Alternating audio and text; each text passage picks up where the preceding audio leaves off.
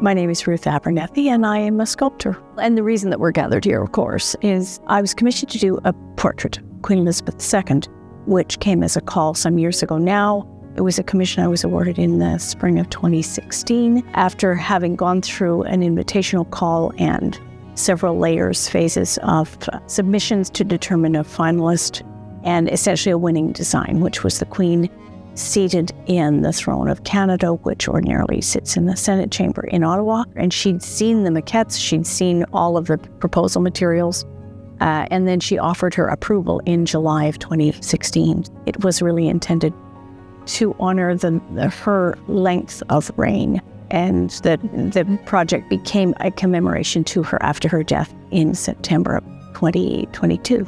It's difficult with a portrait of any sort to offer enough context for it to be interesting. So I opted for the throne of Canada. The actual throne is 8 feet tall. So of course I'm working larger than life.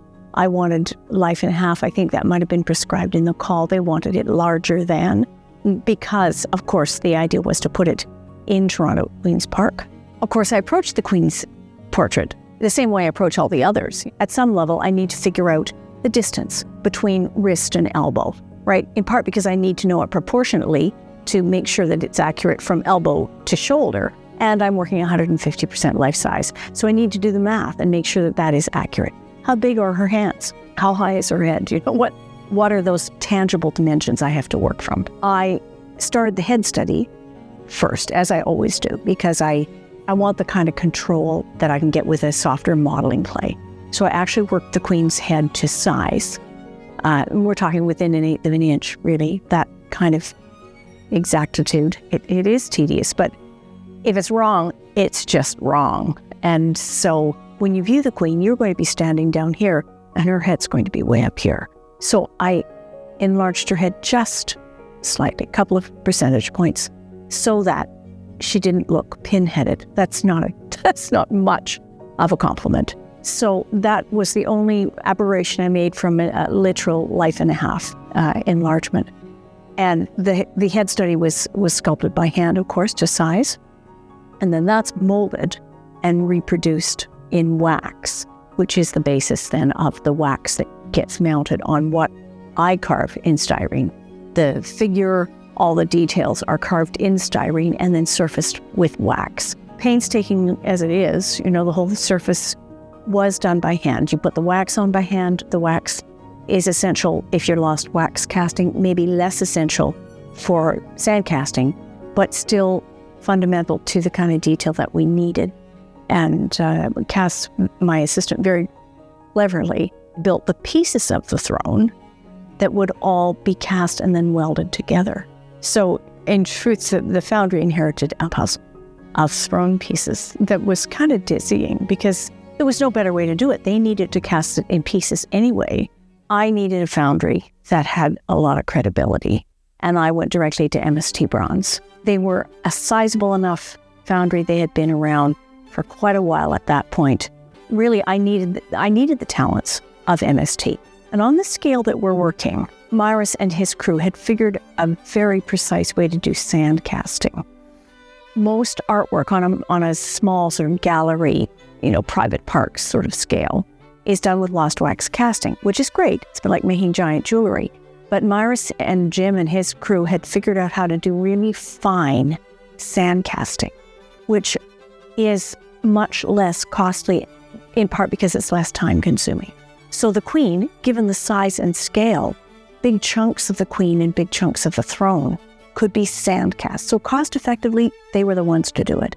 They had the expertise, they had the space, and certainly they had the credibility as a firm, long-standing, with a lot of public work to their credit. That was a slam dunk. My name is Myris Trudiak. The company that I run is MST Bronze. So we've been in the business for 40 years. We were doing some work for Ruth Abernethy, and somebody approached her about doing Queen Elizabeth for Queen's Park. The Queen actually saw the maquette and approved it. What more is there to say? We have to do this.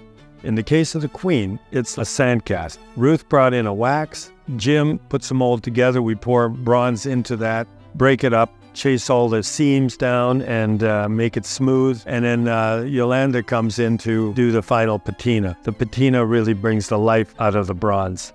And Neil has just asked for a template of where the pins go. He told us that the curvature of the granite comes to a thinner point. We need to have the pins not in the corners, but on the sides. This queen should just plunk itself right down into the holes, and that's probably the simplest part of the whole process.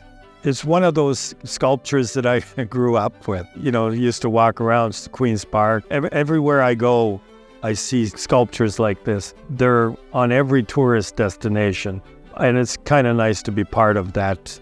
It's a wonderful project for us. I'm so proud of it.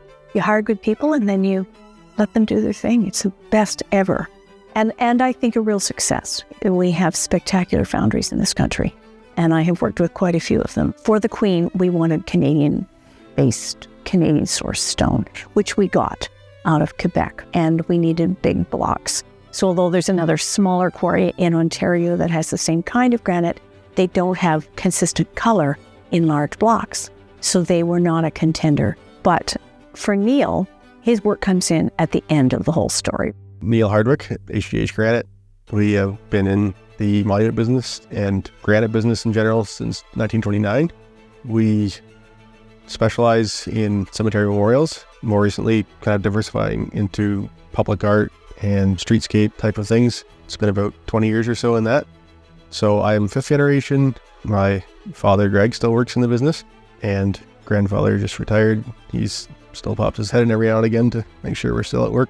I'm in sales, work with the clients, making sure that we meet the needs, color sourcing, making sure that we kind of achieve the finishes that are expected. So yeah, no two projects are alike in the way of like public art or landscapes. There's many different steps that it goes through. We've worked with MST multiple times in the past. Myra's a great guy to work with, great knowledge of the bronze and the granite component, putting the two together. Done a ton of different pretty spectacular work with them.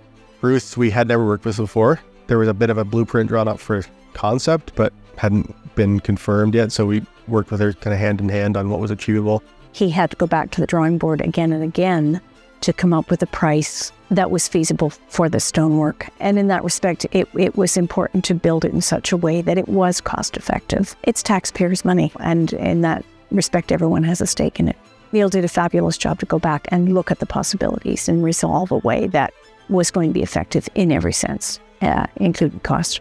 The sizes were quite large, so we had to make sure that we could get the sizes that were needed. Working with Trinity Custom Masonry on the installation, they've had a lot of experience with this type of work, so they looked after the actual final assembly on site, assisting with the installation of the bronze as well. There should be a crane waiting for us. Drill the holes, we lift it up, the game's over. Then we go on to the next project. Yes, I'm the first woman to have a figurative piece there. The Afghan memorial went into Queen's Park a couple of years ago, and it's a very handsome installation, but it's not a figure portrait. But I'm the only woman at this point to have a piece at Queen's Park. Does it mean a whole lot? No, but it's very satisfying. You know, there've been a lot of women artists who never got very much attention for a lot of very fine work, and I'm not making a crusade of it, but maybe it's time. Yeah, that's a blast. You know, what a nice project to have a hand in.